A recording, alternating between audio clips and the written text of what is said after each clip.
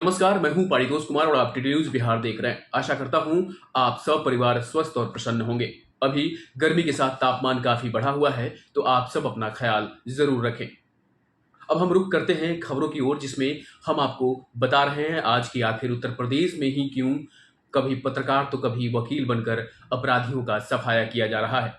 UP में murder का ये कैसा ट्रेंड आ गया है, आप समझिए इस वीडियो में। मैं आपको स्टेप बाय स्टेप आपको सब कुछ बता रहा हूं।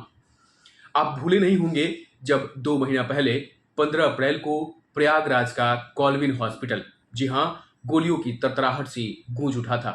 उस वक्त माफिया आतिक अहमद और उसके भाई अशरफ की सारेआम विदेशी पिस्टल से गोलियां बरसाकर हत्या कर दी गई थी। पुलिस अतिक और अशरफ को मेडिकल के लिए अस्पताल लेकर जा रही थी। मीडिया का पूरा हुजूम लगा हुआ था। अतीक और अशरफ पत्रकारों के सवालों का जवाब देने के लिए जैसे ही रुके, 20 से 25 साल की उम्र के 3 शूटर अचानक भीड़ से निकले और फिर जो हुआ वह इतिहास के पन्नों में दर्ज हो चुका है। खास बात यह रही कि तीनों शूटर पत्रकारों की वेशभूषा में आए थे। इसके पास कैमरे भी थे और प्रेस आईडी कार्ड भी।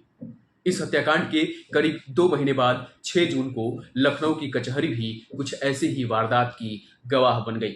लखनऊ जेल में लंबे अरसे से बंद पश्चिमी यूपी का कुख्यात गैंगस्टर संजीव जीवा पेशी के लिए कोर्ट लाया गया था। अचानक वकील की ड्रेस में आए 24 साल का एक लड़का उसको ताबड़तोड़ 5 गोलियां मार देता है। जीवा की मौके पर ही मौत हो गई। इन दोनों घटनाओं में समानता यह है कि न तो आतिक के हत्यारे मौके से भागे और न ही संजीव जीवा का कातिल। इन सबको पुलिस ने घटनास्थल से ही पिस्टल के साथ गिरफ्तार कर लिया। उत्तर प्रदेश में एक के बाद जिस नए अंदाज में अपराधियों की हत्या हो रही है, उसको लेकर ढेर सारे सवाल खड़े हो रहे हैं। इस साल 24 जनवरी को प्रयागराज में उमेश पाल के दिन दहाड़े गोली मारकर हत्या कर दी गई थी। हत्या का आरोप अतीक अहमद गैंग पर लगा। आरोप तब और पुख्ता हो गए जब इस घटना के वायरल वीडियो में अतीक अहमद का तीसरा बेटा असद अहमद गोलियां चलाया साफ नजर आया। इसके बाद प्रयागराज पुलिस ने ताबड़तोड़ इनकाउंटर कर असद अहमद समेत हत्याकांड में शामिल कई शूटरों को इनकाउंटर में मार गिराया। इस मामले में पूछताछ के लिए अतीक अहमद को साबरमती जेल से प्रोडक्शन वारंट पर प्रयागराज लाया गया। उमेश पाल हत्याकांड की साजिश रचने में अतीक की पत्नी शाइस्ता परवीन भी शामिल है। शाइस्ता और अतीक की खास गुर्गा गुड्डू मुस्लिम अब तक फरीर चल रहे हैं। गुड्डू मुस्लिम उमेश पाल की हत्या के समय मौके पर बम बरसाता नजर आया था। शाइस्ता और गुड्डू मुस्लिम की तलाश यूपी पुलिस और यूपी एसटीएफ की टीम कर रही है। अनेक राज्यों में छापा भी मार चुकी है, पर नतीजा सिफर रहा। अतीक अहमद और अशरफ की हत्या करने वाले शूटरों सनी लवनेश तिवारी और अरुण मौर्य का आपराधिक इतिहास कुछ ऐसा रहा है कि आप भी समझ पाएंगे।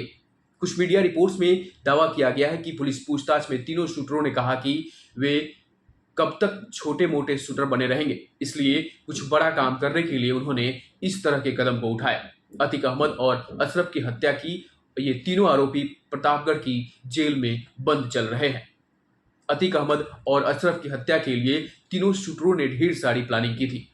उनके पास से विदेशी पिस्टल बरामद हुए हैं जो लाखों की कीमत के हैं।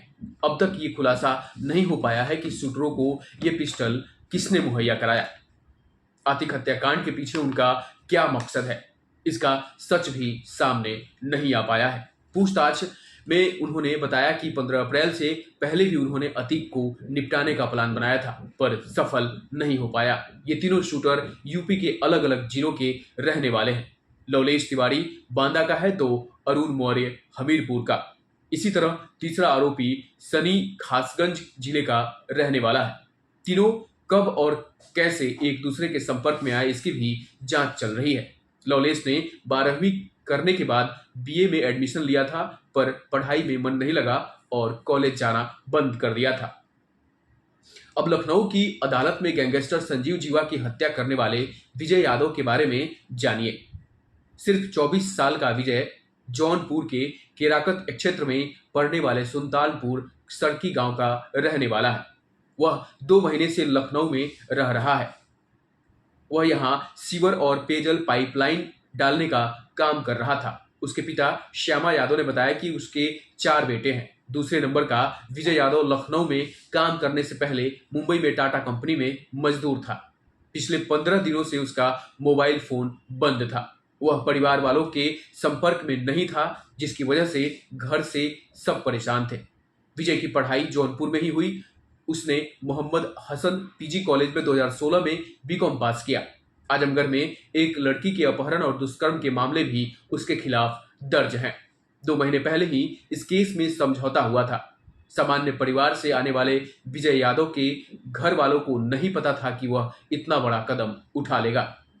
उसके पिता खेती कर परिवार का खर्चा चलाते हैं। अभी तक की जांच में यह नहीं पता चल पाया है कि आखिर विजय यादव की संजीव जीवा से क्या दुश्मनी थी। उसने जीवा की हत्या किसके कहने पर किया। फिलहाल आज के इस खास रिपोर्ट में इतना ही। खबर से जुड़े रहने के लिए सब्सक्राइब करें हमारा चैनल और देखते रहें टीडी न्यूज बिहार। नमस्कार।